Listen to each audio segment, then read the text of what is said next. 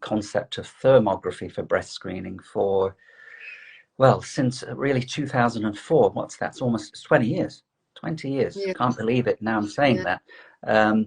But it's really, when I was first introduced to this idea that you could look for heat signatures in the breast. You're basically looking for heat coming from a breast that might signal that there's something amiss there. It doesn't necessarily mean it's a cancer, but it means that, if you have heat coming from one breast that's not coming from the other, it means that there could be an abnormal process there, yes, which would represent increased risk over time. So Hmm. that concept, I thought, well, why is no one really, expanding on this, looking at it? So I brought thermography into my clinic in the UK, really from that time, from about 2004. And of course, over that time, it's evolved, it's become more precise, the cameras are more sensitive. So it's only got better since then. And even back then, the studies in the 1980s were showing that you could detect cancers in the breast that you couldn't feel with thermography. And that's not even the most important part of thermography, in my view, because this heat detection doesn't mean you have a cancer. But all the studies show that if you continue to have heat coming from one breast over time, that increases your risk of having a cancer over 5 years.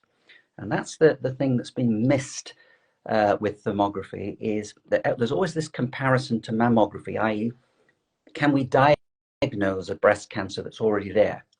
Well, if we're only doing that, we're not much better than mammography, except that it's non-invasive. You see, that's for me late detection. What we want to try and do is detect something before it's big enough to see on a mammogram, and therefore it represents, earlier detection of a breast that's in trouble. So if you have temperature change in a breast, does not equal breast cancer, but it could do. But it represents an increased risk over time.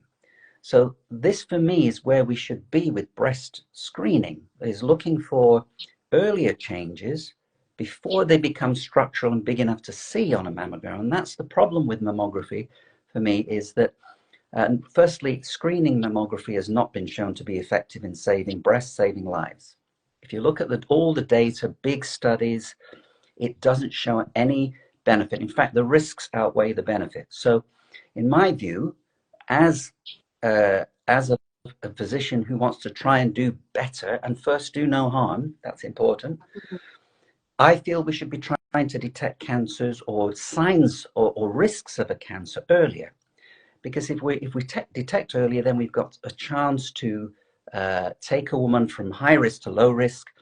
There are ways that you can do that without pharmaceuticals, which we may have a chance to talk about. But for me, this is a game changer. If we can detect these temperature changes which precede the structural change, and we can do something about the temperature changes, which I've demonstrated in my clinic you can do, then what you're doing is you're taking a woman who's at risk over time and bringing her risk down to normal. You're lowering that woman's risk. So for me,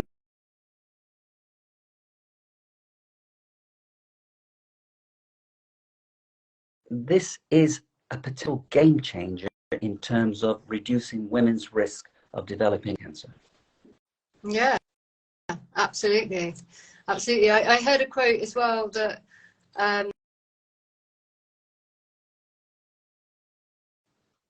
would have been recalled, like mammograms. If mammograms were a drug, they would have been recalled from the harm that they could potentially cause.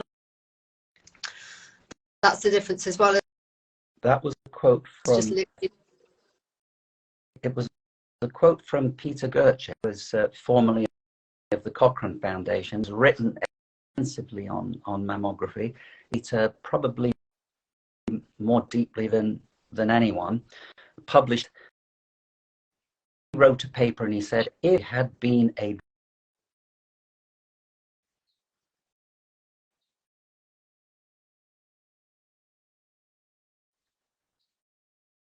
more harm than good with mammography.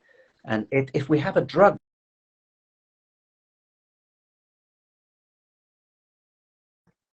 the data shows that mammography is doing more harm. it should be withdrawn.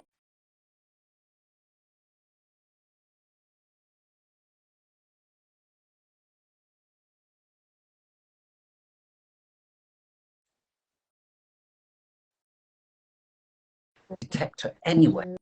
Right. If you're depressed, which could be,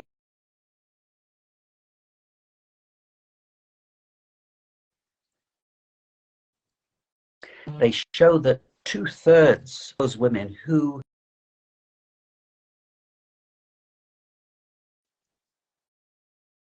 two-thirds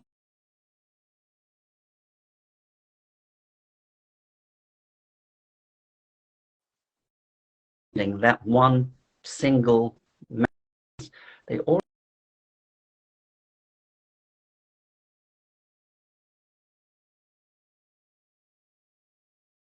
So that's when we're detecting it. We have, and I think that thermography offers this opportunity.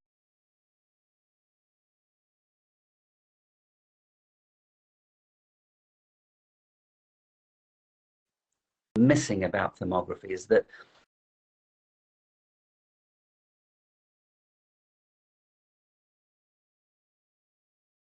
is at risk early.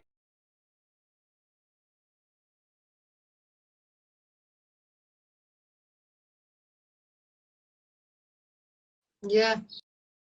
Yeah, I just don't know why is there so much opposition with thermography? Like if you even do a Google search, they say, oh, it's not, you know, they just invalidate it. And I'm like, well, what, how, like I've had thermography with you and I'm like, well, this is so in depth, like you can see everything going on pretty much, you know? So like why invalidate it?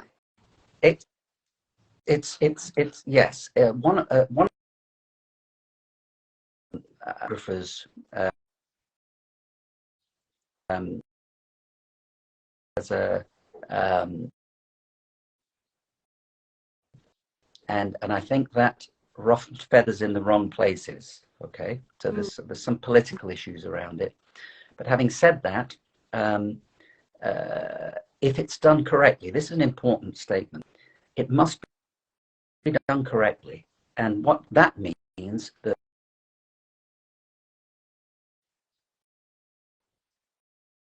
consistent with each time, the preparation should be right. The protocols for conducting it, i.e. the way the room is set up, the cooling aspects, it's important to have a cooling method because that's part of increasing the sensitivity of the test.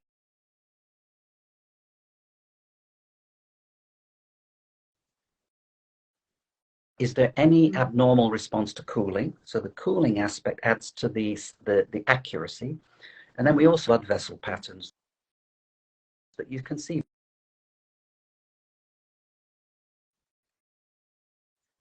analyzed correctly, then the accuracy of thermography is very good. If it's not conducted because protocols, then the accuracy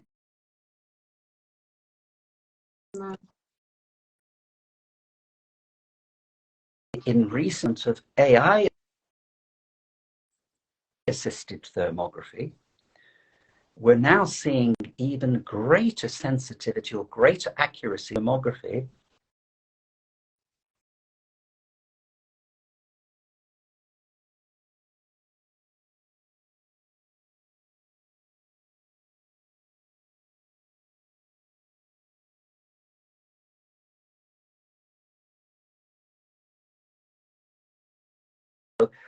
So even on the diagnostic side, I believe that the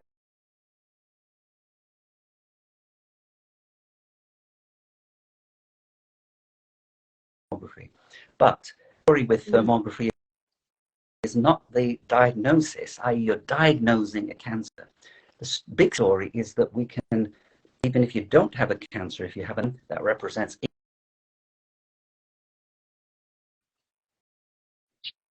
risk that is the big one that's being missed.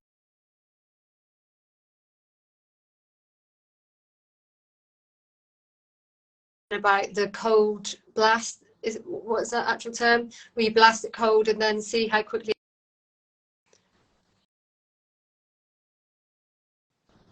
I missed. Could you repeat that? Oh, sorry. I Yeah, missed so that. you Missed the know, like the flash. Oh, question. sorry. So you know when you flash coals, like where you blast it cold and see how quickly it heats up. Okay, that do thermography and they don't do that, and I just feel like that's really a big bit missing there. They're probably not doing thermography any favors, are they? That because the use of what we call this, it's called well, where the breasts are exposed to cold in some way. It's very important for accuracy of the test, and the studies that have been done show that it really does increase the accuracy. So it's important. It's important to incorporate that into the protocol. And if it's not being done, then we're missing an opportunity to keep thermography at a high standard. Yeah, exactly that. Yeah, I do feel like that's where you as a company have just, you know, you're ticking all the boxes and you're making sure everything's really thorough. It's why So it's that, yeah. exactly. It's why I developed the Thermocheck thermography that we do. Has evolved from 20 years of experience using different thermographic equipment and taking the best of those, standardizing the protocols, and on top of that, using a computer to analyze the images that we take. This is another thing, is we have the tech now. The human eye is only so accurate. But if you get a computer to analyze the temperature information, it's far more accurate. So you incorporate computer analysis into standardized protocols. You're now talking about a different beast when it comes to, the sensitivity and specificity, those two terms used in medicine on accuracy to define accuracy. We're talking about a different beast if it's done correctly.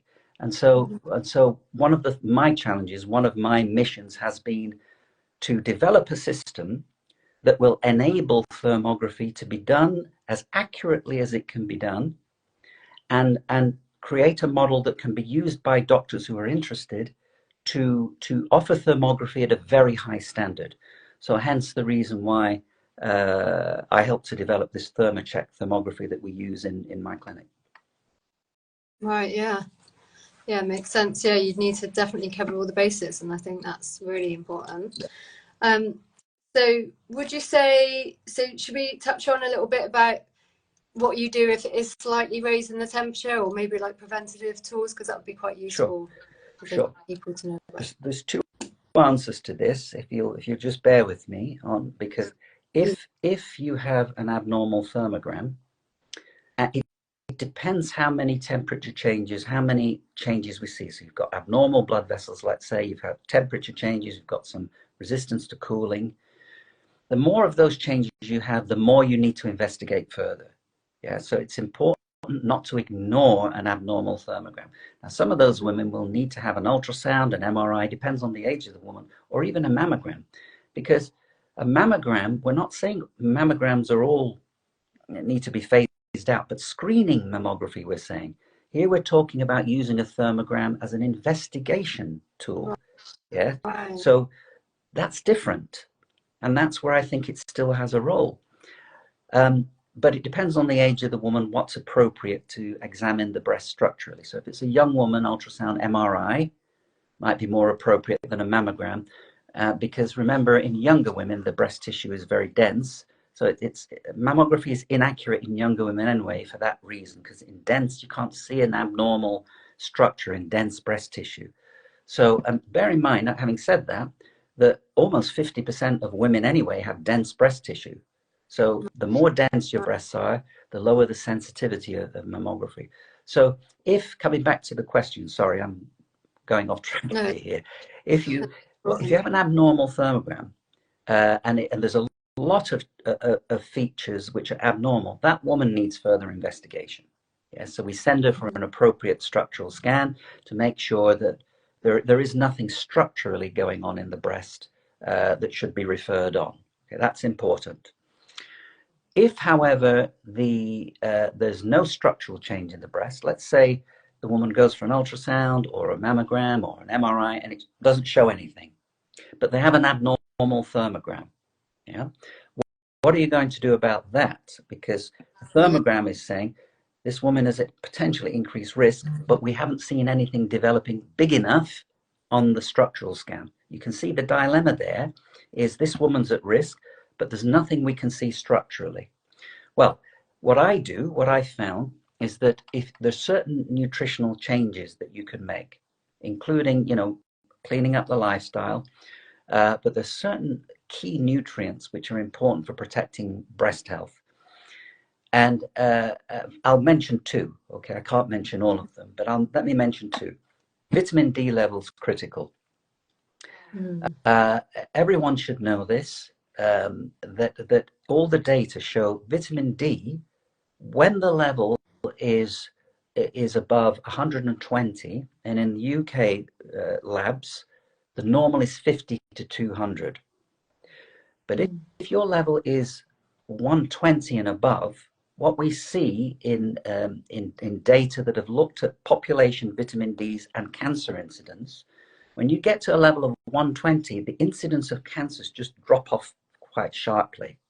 This was published 2016. What that tells us is that vitamin D is a protector against cancers, but only when your level is up there. Now, a lot of people don't know what their vitamin D level is. They've never had it checked. GPs don't tend to check it routinely. And I think it's a critical molecule for many reasons, one of them is that it protects you against cancers when your level is up there. So I try and get all of my clients to have a level in the cancer protection zone. This is important. And then some of the listeners may have heard me talk with John Campbell about the importance of iodine and how important it is to breast health. And it's 50% of Europeans are now deficient in this important trace mineral because we don't eat seaweed, we don't put iodine into the food chain as we used to do. And as a consequence of that, we see a lot of iodine deficiency. For reasons we don't fully understand, iodine is very important to breast health. Yeah. So I can tell you now, if a woman has, let's go back to that woman with an abnormal thermogram, but a normal ultrasound, normal mammogram, normal MRI, what do? We correct some nutritional deficiencies like this, like correcting vitamin D, get it optimal, replace iodine, a few other things, and we bring them and rescan them again in 6 months' time. And what my data shows, and I have about 150 patients that in this same category now, maybe more than 80% of them will have a normal thermogram in 6 months' time. Wow. That's massive. It's huge, because I think what we're saying is that increased risk potentially in that woman, it's not all women with abnormal thermograms will go on to develop breast cancer. It's about 40% over 5 years.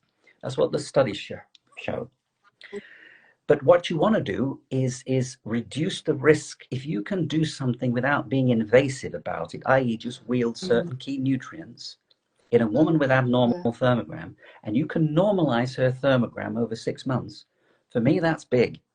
That means you're taking a woman who potentially is at increased risk, and you're normalizing her risk over as little as 6 months. So I think the biggest story here is that thermography, yes, to identify risk, but what are you going to do about that risk? You can't just say, okay, well, do nothing and come back.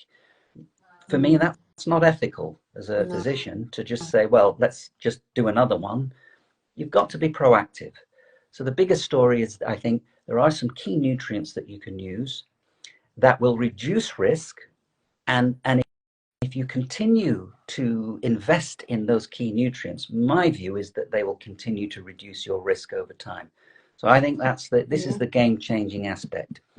Earlier detection, identify risk, correct risk. That's not what we're doing now in mainstream medicine. We're trying to detect cancers when they're established. We've got to change that.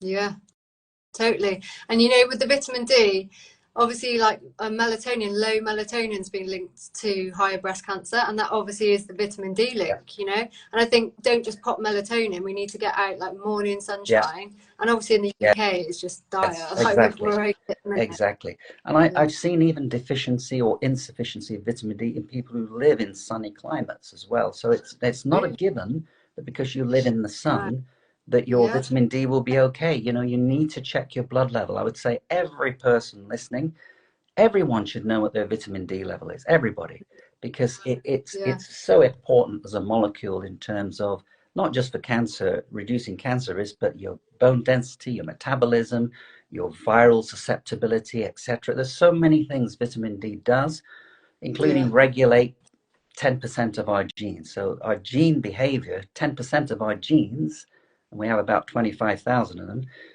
are Mm. actually controlled by vitamin D. So it's a critical Mm. molecule. And I think in mainstream medicine, we've underestimated it. Yeah. Yeah, and also, you know, with the melatonin, the vitamin D, there's also like a homocysteine. Don't know if you've gone much into homocysteine. Then when that's high, that raises the Exactly. chances of a lot. Yes, and that feeds into the story about how a woman is metabolizing her estrogens, because you know a lot of confusion Mm. around that story about estrogen being the bad guy that can damage breasts. Well, it depends which estrogen you're talking about. There are three, and they don't all have a negative impact on breast tissue. But the other part of that story is that if the way a woman breaks down her estrogens, if she produces a lot of toxic Mm. estrogens, those can damage the breast tissue.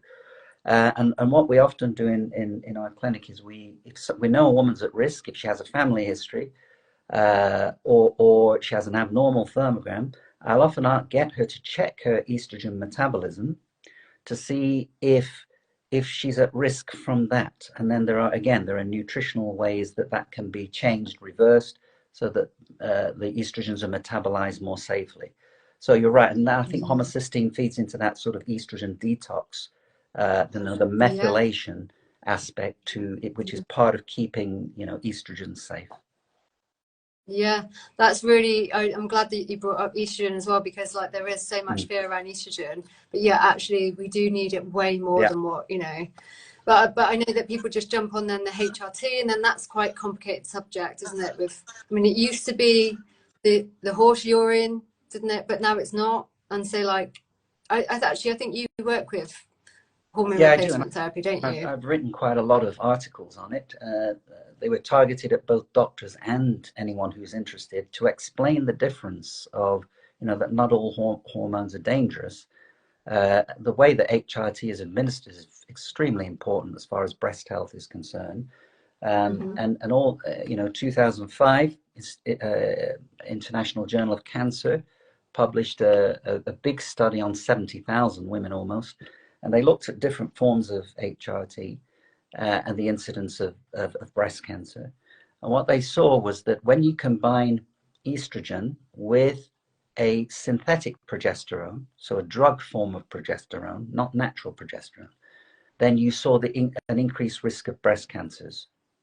But when you combine estrogen with natural progesterone, this is important because the body identical form of progesterone, there was no increased risk of breast cancers. So what Right. did that tell us? And it's been confirmed in other studies. It told us that the right combination of hormones, estrogen with natural progesterone, and preferably a natural form of estrogen as well, then you don't see the Yeah. increased risk. And this is really, really important because women could be having HRT safely if it's prescribed appropriately in body Mm. identical, bioidentical form. These don't carry the increased risk of breast cancer. Yeah. Right. Do you know much about boron? That's apparently can be used as an equivalent of HRT, the mineral boron. I've not experienced that myself clinically in terms of as an alternative to HRT. It's an Okay. interesting one though, if that's the case. I have no clinical experience of it though to comment. Yeah. Yeah. Yeah. I know obviously it really helps bones, but apparently it balances women's estrogen and it raises men's testosterone. So it's almost like a hormone molecule, but Yes, it's a mineral. yes, I It's, know it raises men's testosterone, and the way it does that is it does something to release testosterone from its binding protein. See, because right. in the bloodstream, testosterone is either free or it's bound to protein. And if it's bound to protein, it doesn't act. It's not active. So boron is one of the things that can release testosterone from the binding protein. So it releases the active testosterone. So Right. it's an interesting mineral, is boron. Yeah, You know, it's yeah. really interesting. It is. What was I just thinking of then? Oh yeah, when you were saying about iodine, who's the guy? I've bought his books before. David Brownstein, is Brownstein, it? yeah. Yeah, that's it. I was listening to something that's saying that basically because iodine's like like bacterial, antifungal, you know, it's like what's that word? Antibacterial, But basically, antifungal, and anti yeah, viral. anti antiseptic, antiseptic. It goes into the vessels and almost like cleanses all the lymphatic vessels in the breast tissue, and apparently that's how it works to help, you know, with the breast cancers and stuff. And I Yeah, thought that was really interesting. it does a few things. You know, it Yeah. also helps to detoxify estrogens. It's an alkalizer. It's known as a detoxifier. It can even reduce the level of heavy metals. It's antioxidant. So, I mean, you know, we don't know which of these properties is contributing to it's improving breast health. It could be any combination of those, but you know, you see those communities that have good iodine intakes, for example, you know, over in Japan, they routinely take in about 12, 13 milligrams daily in their diet, and they have low incidence of breast cancer. Same in Iceland, where they have increased iodine. So we're not saying it's causal. David Brownstein, I think, argues it probably is a big causal factor, but there's certainly an association, you know. And as I said at the beginning, you know, in the West, in us Westerners, tend to be 50% of us are deficient in this important mineral that's not in the food chain so much. Yeah. Yeah, well, at nutrition college, my lecturer said that there was a correlation to like thyroid Yes, that's problems right. coming like 5 years before any That's cancers. right. So it starts with the That's right. thyroid and then 5 years, which was kind of a Yeah. scary statistic, really. And I think that's where iodine comes in Yes, and that's just, correct. you know, regulate. That's correct. If you Yeah. have underfunctioning thyroid, it's associated with increased risk. That's right. Yeah. Wow. Yeah. So many big things that people don't know about, really, isn't it? And you know what? Sad to say, a lot of this is not taught in medical school. You know, a lot of this I didn't get from studying medicine. It came because I studied outside of what I was taught in mainstream. Because for me, you know, this trying to find a better way, a non-invasive way, first do no harm, is very important. You know, we should all we doctors should still sign up to that. First do no harm, and try and find better ways. You know, I don't think we should just be sheep following what we're taught. You know, I think we should step outside of the box, investigate, um, you know, do our own research, and particularly in this, you know, this area, this evolving area of functional medicine, which I'm glad to see is gaining more traction. Where the idea of that is that the principle is you detect imbalances before they become a clinical problem. You know, it's the same for breast thermography. That's how I see it. What you're doing is you're applying a functional medicine model to the breast. We're looking at how can we change the physiology so that there doesn't become a problem over time.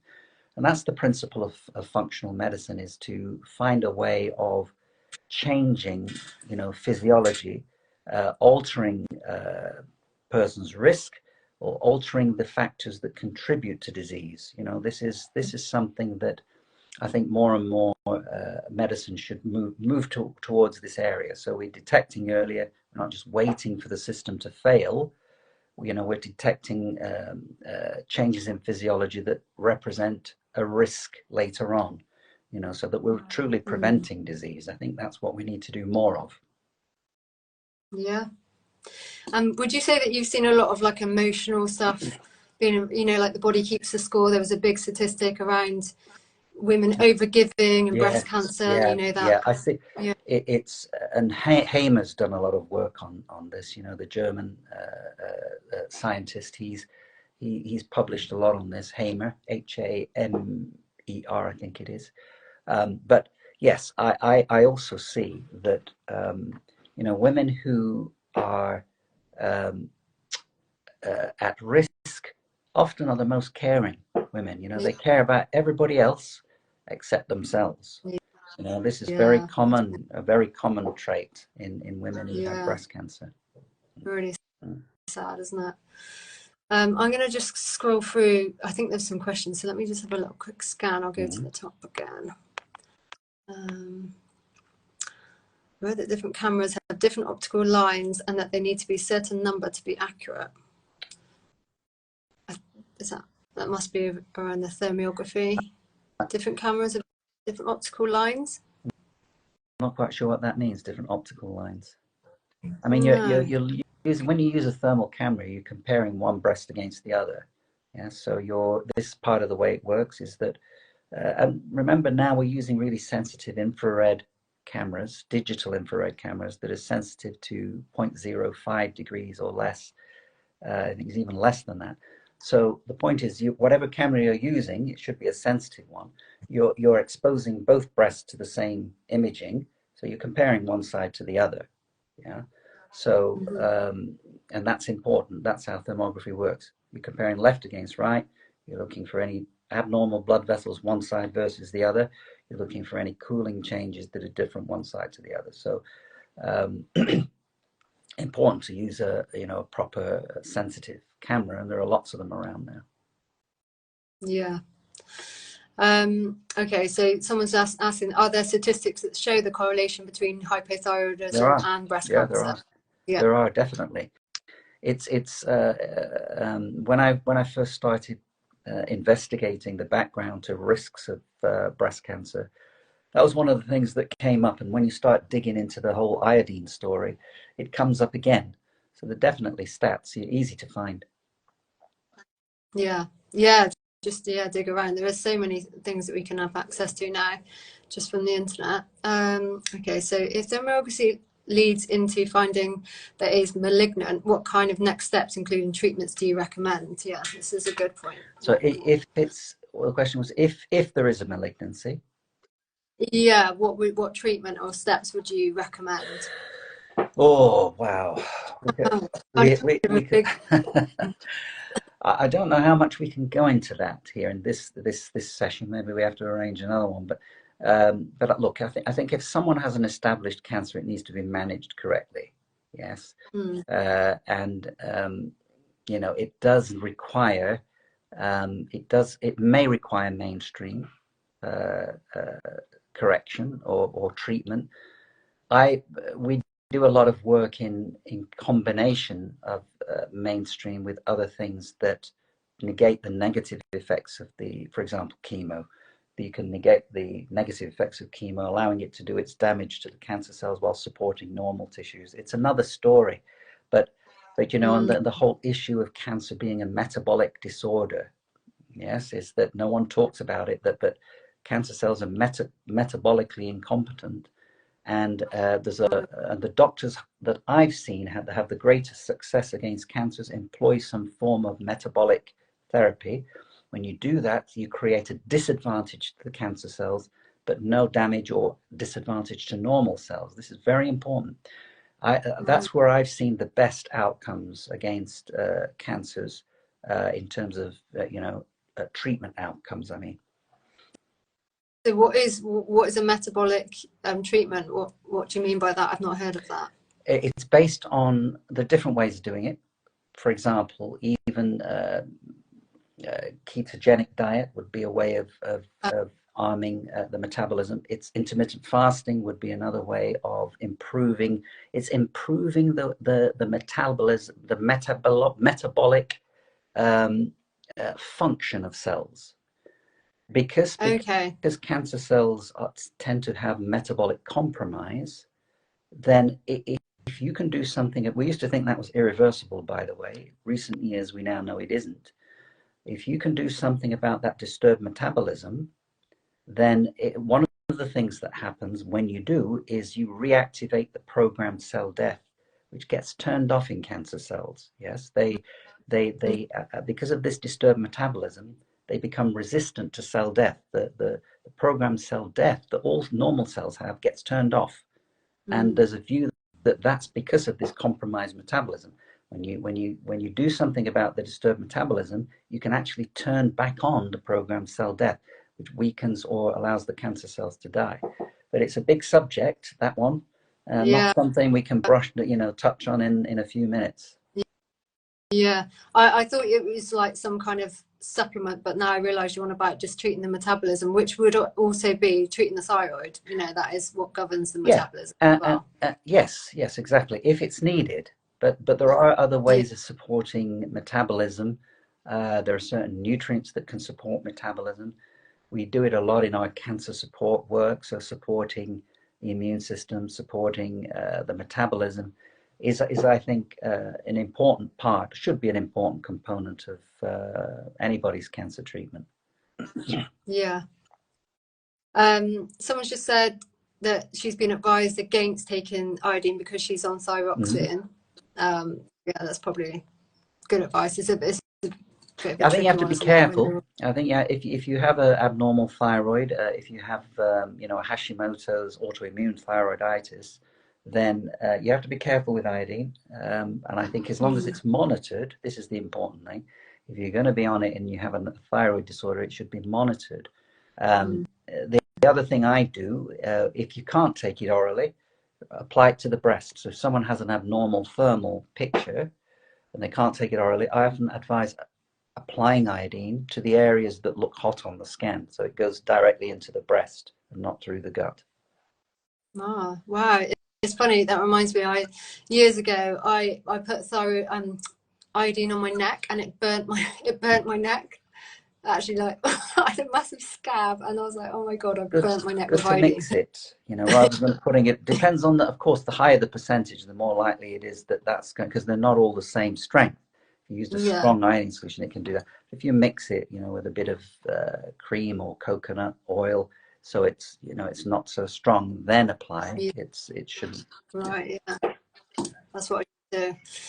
So if we just finish on like a few things about natural estrogens. So someone's just asked about flaxseed and all the phytoestrogens. Would you really recommend those? Generally speaking, and I can only talk generally about that. So phytoestrogens generally tend to be safe because there are two main estrogen receptors, alpha and beta. If you stimulate the alpha receptor, that's the one that can lead to trouble. But if you stimulate the beta, that's the one, and that's what one of the estrogens called estriol does. There are three estrogens, remember: estradiol, estrone, estriol. Stimulates the beta. It's actually protective. Now, a lot of the phytoestrogens that you find in plants stimulate the beta receptor, so they tend to be protective. Yeah. But having said that, I don't think that's always the case, and I'll tell you why. I've seen one or two women with endometriosis who have reactivated their endometriosis by taking plant estrogens. So you see, it depends. It's not 100% this one, because for some women it'll be a problem. For the majority, it won't. And I think when you talk about hormones and estrogens, it's always the balance between estrogen and progesterone, as well as the balance within the three estrogens, which are important. Yeah, it's that combination, the balance that's really important. Not just everyone talks about estrogen, nobody talks about progesterone, and progesterone is one of the most protective hormones of the breast tissue.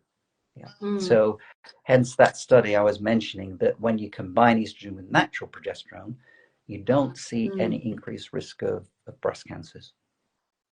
Yeah, I feel like there is a lot of talk of progesterone these days. There never used to be, but now a lot of people are doing the wild yams and, you know, all the creams and stuff, especially like the last part of their cycle to try and extend their cycle. Yes. And like it's definitely become more Mm-hmm. popular that you know, progesterone. And I was like massively into progesterone and like, no, estrogen, you know, estrogen's all PMT and stuff. And then now I was like, oh no, we need estrogen as well. And so it is all just, you know, just balancing them all, like you said. And I think you can't really go wrong when you use the natural approach a lot of the time.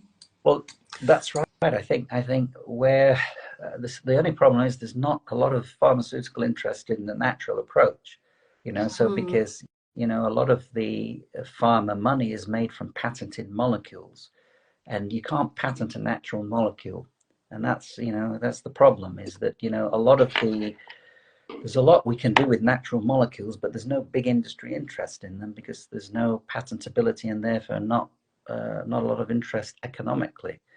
And that's what we're up Yeah. against, you see, is the synthetics are the ones that have the money investment and the natural molecules don't.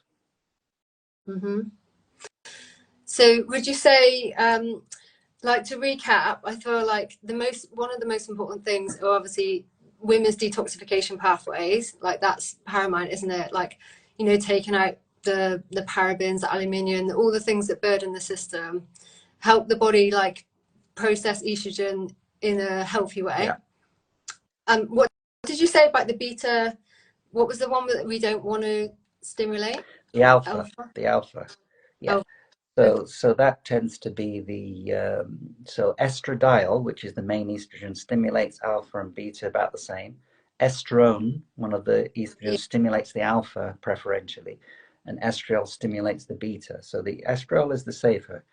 Doctors who use bioidentical or body identical hormones will often use a combination of estriol with estradiol. So the estriol has a moderating effect on the main estrogen. Then you combine it with natural progesterone as well, which makes the whole thing much safer. Yeah. Okay. And then most like plant-based foods that are phytoestrogen, they are stimulating the good They tend estrogen a to lot of the time. stimulate the beta, the protective Yeah. estrogen receptor. That's correct. Yeah. Okay.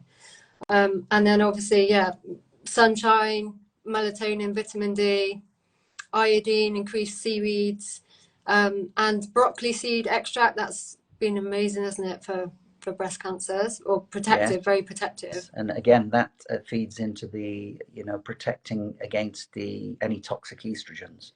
Yeah, so the Yeah. cruciferous vegetables generally are Yeah. what they do is they improve the way a woman will detoxify her estrogens. I call those families of vegetables, cruciferous vegetables, women's breast friends, because Yeah. because of this impact they have on the estrogen metabolism. Yeah, and I suppose like DIM would be, you know, your supplement version, but it's, I think just switching the diet up is kind of the most.